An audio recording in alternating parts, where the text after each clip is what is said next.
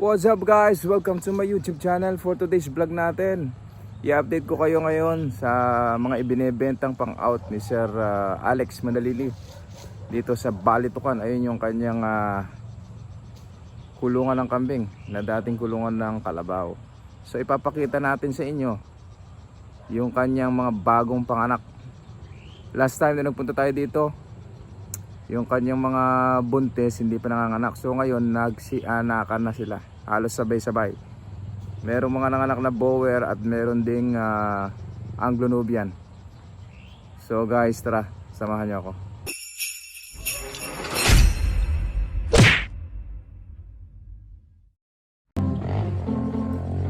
So ito mga katakam, ito ang gaganda ng mga lumabas sa kanya, oh. Ito parang, ayun yung Boer, oh. Parang triplets yung lumabas. Tara, silipin natin. Tatlong magkakamukha, oh. Hindi ko lang alam kung hindi ko lang sure kung triplets itong lumabas na ito. Ayan. So sa mga nagpa-reserve po noong nakaraan, eto na po yung mga lumabas. Ito, dalawang traditional redhead. Ayan, oh. Babae, parang kapatid, hindi ko lang sure kung kapatid nila yun, pero parang bagong panganak lang. Ayun. Tapos ito yung Anglo-Nubian, babaeng silver yung tenga, oh. Yan, lalaki yung brown, tapos babae din yung isang, ayun, may brown sa paa. Ayan. So ayan mga katakam, ito po yung update ng ating video last time kay Sir Alex. Kung natatandaan nyo, nung last na nagpunta tayo dito, puro mga buntis yung kanyang mga inahin. So ngayon, nanganak na. Meron pang 5 na iwan dun sa bahay. Mamaya sisilipin natin. Ito ang gaganda, oh. So sa mga nagpa-reserve dyan, eto, maghintay lang tayo ng 3 buwan. Pwede na nating i-out ito. Ito yung mga pang-out ni Sir Alex Manalili. Ang ganda ng silver na yun, babae din, oh. Anglo-Nubian. Ayan, oh, sa mga naghahanap ng Boer, ayun po yung kanyang Boer na napalabas. Parang iba yung may anak nito. Dahil may pusod pa, oh. Ibig sabihin, hindi pa napuputol yung pusod niya. Bago-bago lang, mga ilang araw pa lang ito. Nasa 3 days pa lang siguro itong naipanganak. Oh, mas matanda yung dalawang redhead na yun. Ayun. Ako, medyo delikado ito. Baka malaglag sa ilog. Ito yung ilog, eh, oh. Malalim-lalim yan mga katakam. Baka kayo ay malaglag. Naku po, sayang naman itong mga Boer sa kay mga Anglo-Nubian natin, ang mga bisiro pagka nalaglag. Huwag kayo masyadong dumulo dyan. Ayan, oh, mga katakam, ganda, oh. Yung brown ang ganda rin, kamukha nung kalahari niya. Baka yung kalahari niya ang may anak dun, oh. Hindi natin inabutan si Sir Alex gawa ng nagpatubig sa kanyang mais. Ayan. Pero ito, uy, malalaglag ka dyan. No, no, no. So ayan mga katakam, yung ating mga napalabas na mga bisiro galing doon sa kanyang mga inahin na buntis last time. Ayun, andun.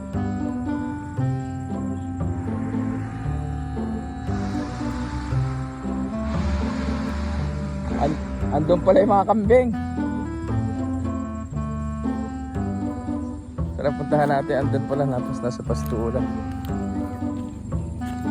Baka malaglag sa ilog yun, ah. Tara, sundan natin. Uy, baka malaglag ka, dahan-dahan.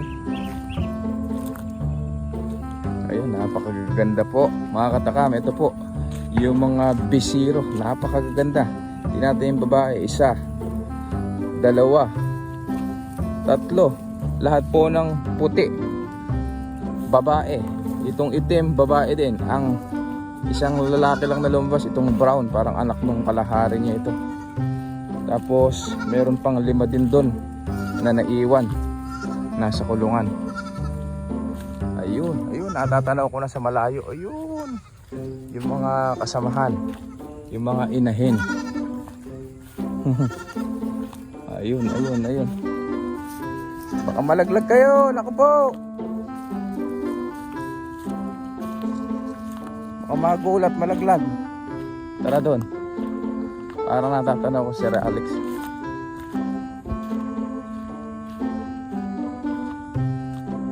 Ayun.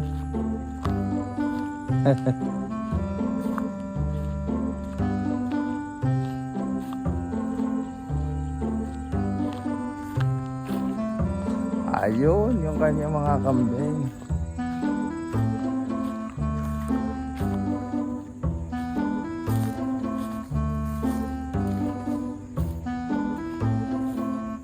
Ala, Sir Alex.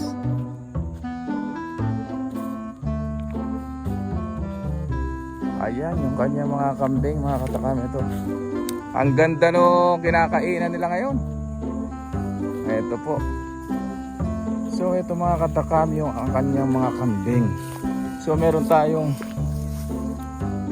naiwan na 5 doon sa kulungan, 5 dito, tapos meron pang isang bower dito. Ayun.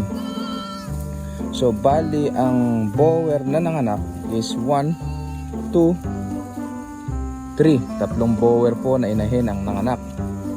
Tapos the rest puro Anglo-Nubian na po yan. Ayan po. So sa mga nagpa-reserve po, ayan, bilang lang po kayo ng 3 buwan, pwede na po tayong mag-out. Ayun, nag-iiyakan. Ang ganda ng pastulan niya rito. Sariwang-sariwang mga dahon kasi nasa ilog. Kaya lang medyo delicates. Baka madulas yung mga doon, oh. Baka madulas yung mga bisiro. Ang ganda.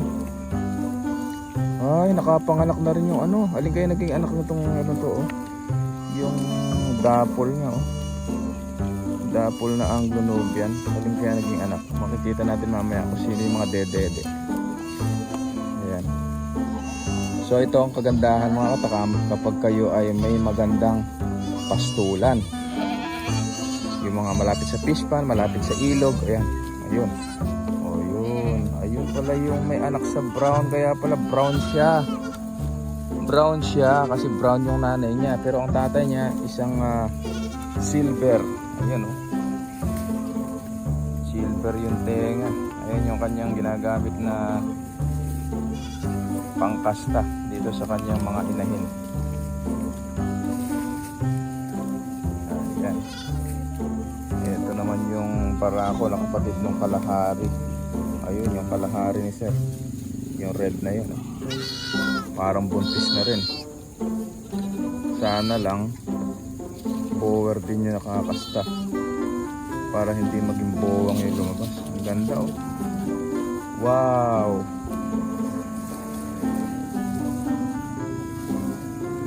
Nakakatuwa talaga. Nakakamiss tuloy yung mga alaga ko. So ayan mga katakam, napakaganda ang lulusog ng kanyang mga kambing. Sa mga gustong mag-alaga ng mga galing ng Anglo-Nubian o kaya naman ay bower, ito po, meron na pong mga lumabas na anak itong kay Sir Alex Manalili dito po sa Balitukan, Magalang, Pampanga. Ayan po yung mga napalabas niya, mga bisiro. Ma'am, bali ilan ba lahat? Yung bisiro niya 1, 2, 3, 4, 5, 6. Tapos may 5 pa doon. So 11 pala. 11 lahat nung naging bisiro Sir Alex. Ayan, gaganda. Paborito nila itong damo na to.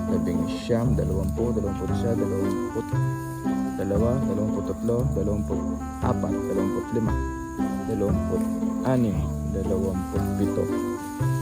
26, 27 yung kanyang malalaki. Sa 27 ang Barako, isang Boer saka isang Anglo-Nubian. The rest puro inahin na. Kayang-kaya namang supplyan nung ano yan, nung Barako pagka kahit ganyan karami yung inahin. Basta husto sa vitamins yan. Saka hindi naman sabay-sabay mga katakam, hindi naman sabay-sabay na naglalandi. Kaya kayang-kaya niya supplyan lahat yan. Yung gusto ng ano, busog na. Gusto nang bumalik sa bahay nila. Ayan mga katakam. Itong redhead na to, nabusiro, babae. Ayan yung may brown sa paa, babae rin. Yun, babae din yun. Itim, yun lalaki.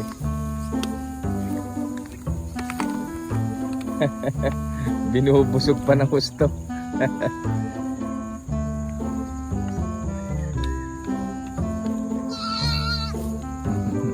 Gusto nung umakyat kaso ayaw pang paakyatin nung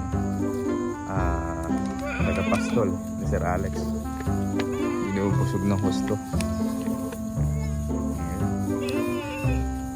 Ayun yung kanyang nanay. Laki ng dede. Sana naganga ni Lexilor. Lakas dumede. Ayan. Sa mga nagretiro o kaya naman ay magpo-for good na dito sa Pilipinas na mga galing ng abroad, inaanyayahan ko po kayo. Ito po ang magandang libangan, ang pagkakambing. Hindi katulad ng pagsasaka ng palay, kadalasan break even lang. Itong kambing para kang nagmimina ng ginto rito. 2 beses sa loob ng 1 taon kung manganak ang mga kambing. Kaya yung puhunan mo na 2 kambing, mabilis na dami yan. Meron ka lang 1 barako, meron kang 5 inahin.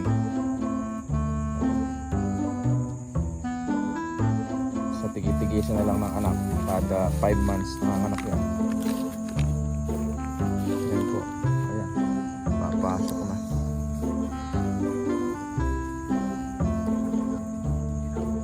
So magpapaalam na tayo mga katakam. Para sa mga bago pa lang po sa akin channel, please subscribe at i-click na rin ang notification bell para lagi tayong updated sa ating mga susunod na video. Have a nice day. Happy farming everyone. Thank you.